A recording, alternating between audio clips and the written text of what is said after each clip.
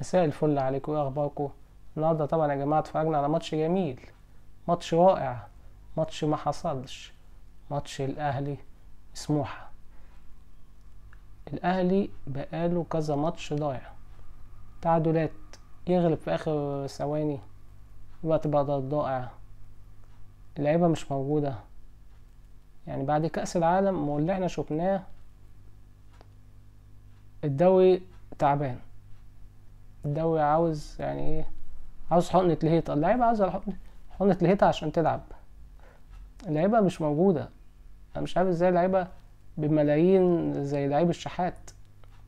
يعني الشحات ده جايب ملايين وكده، وفي الاخر ما استفدناش باي شيء، واتألق شوية وساعات ما يتألقش.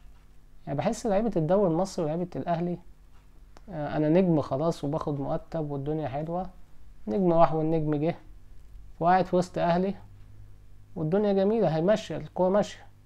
بس للأسف دي مش كورة. اللي احنا شفناها في كأس العالم كان كورة، اللي احنا بنشوفه في الدوري المصري مش كورة.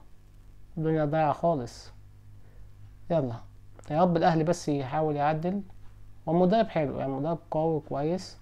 اللعيبة بتوصل بس كتير اوي الكور بتضيع، مش عارف ليه. هو ده اللي انا هموت واعرفه، ليه الكور دي بتضيع.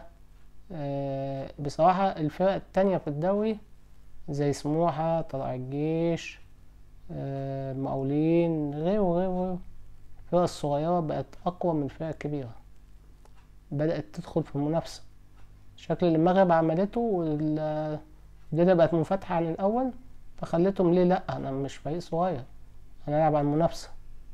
ليه؟ لأن الأهلي الأول كان اللعيب الفرقة لما كانت بتقابل الأهلي كانوا بيفكروا إن احنا ازاي ما نخرجش بنتيجة كبيرة، يعني ازاي نحافظ إن احنا الأهلي ما يجيبش فينا أجوان كتير.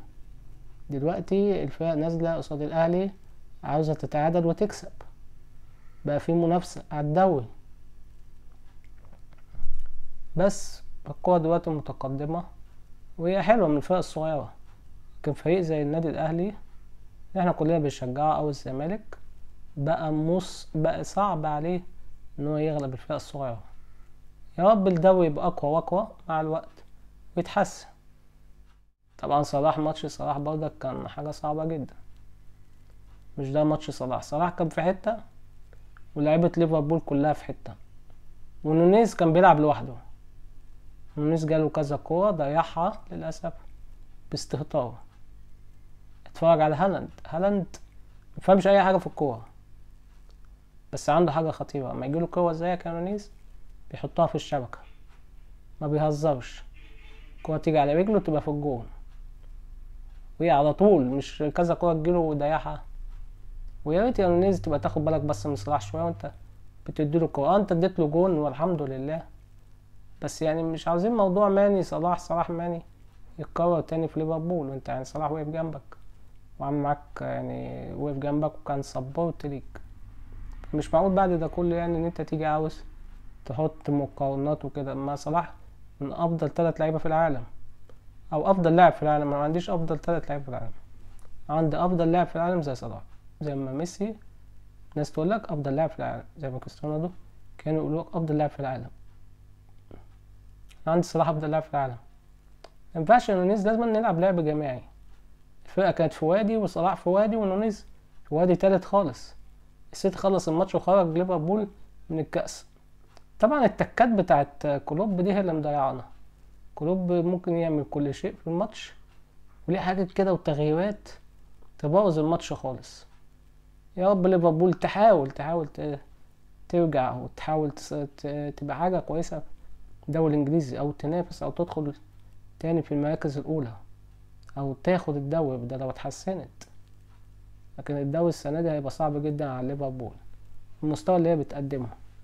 يعني بعد الأجازة دي كلها، أجازة كأس العالم، احنا قلنا ليفربول هتاخد أجازة، هتعد نفسها المباريات الجاية، هترجع قوية، هتدخل في منافسة بكل شكل قوي.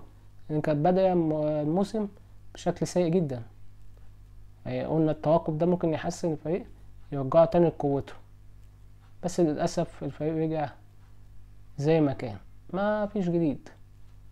بس في رب صلاح بكرة، هو في بكرة ماتش، إذا كان نزل الفيديو هيبقى النهاردة، بكرة حسب ما الفيديو ينزل لك، يعني النهارده يا بكره.